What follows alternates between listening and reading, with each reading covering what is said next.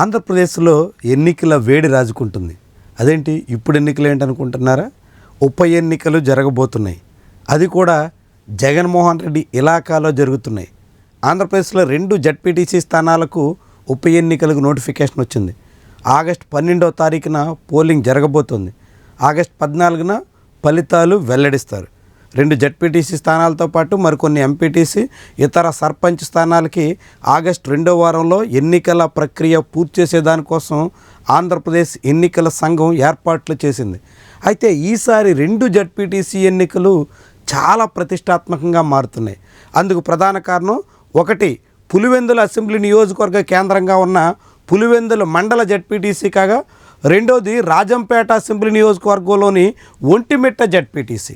2 ఉమ్మడి కడప జిల్లాలోని స్థానాలే కావడం, 2 వైఎస్ఆర్సీపీ ఎమ్మెల్యేలు ప్రాతినిధ్యం వహిస్తున్న నియోజకవర్గాల్లో కావడం, 2 అత్యంత కీలకమైనటువంటి స్థానాలు కావడం. దాంతో ఇప్పుడు ప్రధాన పార్టీల దృష్టి ఆ 2 మండలాల మీద పడింది. ఆ 2 మండలాల్లో తెలుగుదేశం పార్టీని ఓడించడం ద్వారా అధికార పార్టీ మీద వ్యతిరేకత పెరిగింది అని చాటుకోవాలన్న తపన వైఎస్ఆర్సీపీలో కనిపిస్తోంది. అదే సమయంలో ఆ 2 మండలాల్లో టీడీపీ జెండా ఎగరేయడం ద్వారా వైఎస్ఆర్సీపీని కట్టడి చేయాలి అని అధికార పార్టీ ఆశిస్తోంది. మరి ఈ 2 పార్టీల్లో ఎవరి లక్ష్యం నెరవేరుతుంది అన్నది కీలకమైనటువంటి విషయం.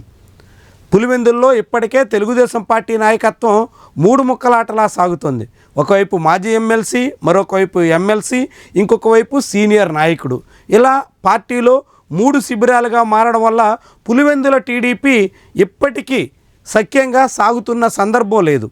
ఒక్కొక్క మండలంలో ఒక్కొక్క నాయకుడి పట్టన్నట్టుగా సాగుతుంది. దాంతో పులివెందుల టీడీపీకి అక్కడ జడ్పీటీసీ స్థానంలో పట్టు చిక్కడం సాధ్యమా అన్నది చాలా పెద్ద ప్రశ్న.